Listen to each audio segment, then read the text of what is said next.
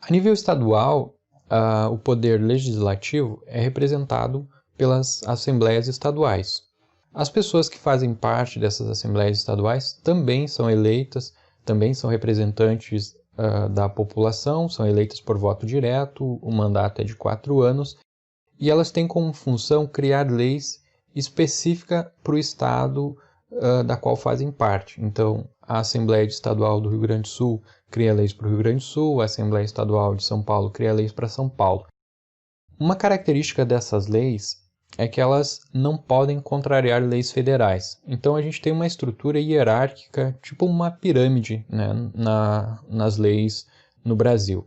Então tem as leis federais, que são as leis maiores, e as leis estaduais, elas se aplicam ao território do estado ali, mas elas não podem de forma alguma contrariar leis que já existem na esfera federal.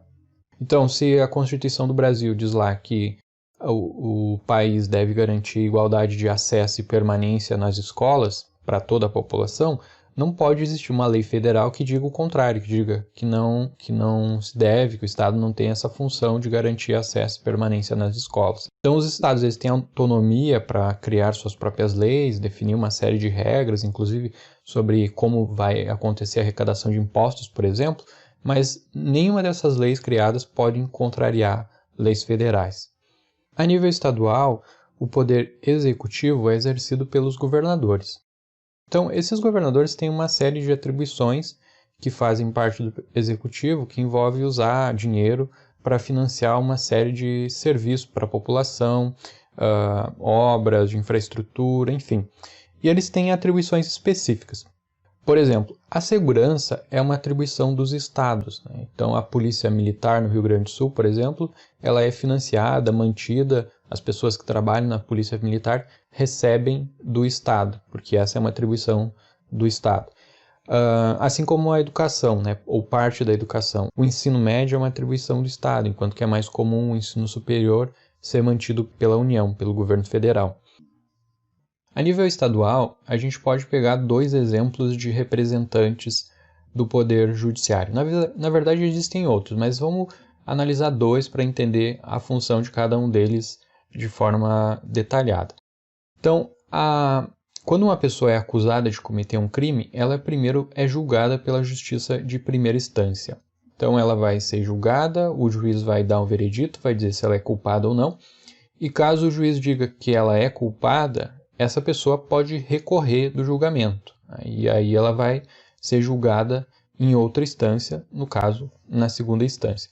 Então, mesmo quando a pessoa é condenada por um crime em primeira instância, esse julgamento não é definitivo. A pessoa pode recorrer à segunda instância e assim continuar o processo até chegar ao STF, que é o Supremo Tribunal Federal.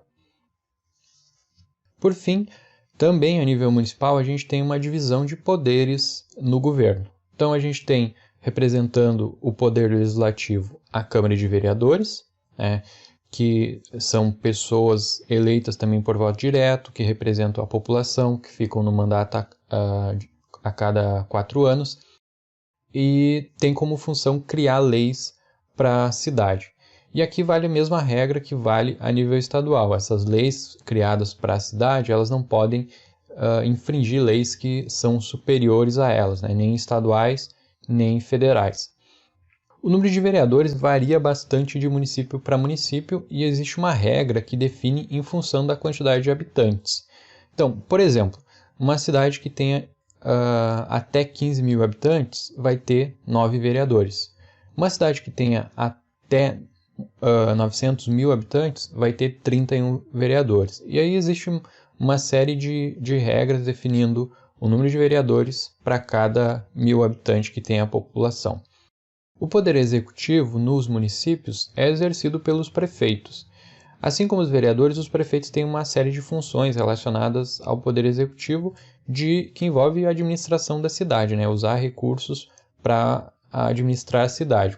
Pagar pessoas, prestar serviços, obras que devem ser feitas na cidade, enfim, uma série de funções administrativas. E os prefeitos, eles também, ou as prefeituras também têm atribuições específicas. Então, por exemplo, a educação, a nível municipal ou a criação de creches para crianças que não estão em idade escolar são atribuições das prefeituras municipais. E a nível municipal não existe um poder judiciário. A justiça mais básica é a justiça de primeira instância, que já faz parte da esfera estadual. Então esse é o quadro da divisão de poderes no Brasil. A gente tem o poder legislativo, que a nível federal é representado pelo Congresso Nacional, a nível estadual pelas Assembleias Estaduais e a nível municipal pela Câmara de Vereadores. A gente tem o poder executivo, que a nível federal é representado pela Presidência da República, a nível estadual pelos governadores e a nível municipal pelos prefeitos. E a gente tem o Judiciário, que a nível federal é representado pelo Supremo Tribunal Federal, o STF, e além de outros órgãos, e a nível estadual é representado pela Justiça de primeira instância e segunda instância, além de outros órgãos que também pertencem ao Poder Judiciário. E a nível municipal, a gente não tem Poder Judiciário.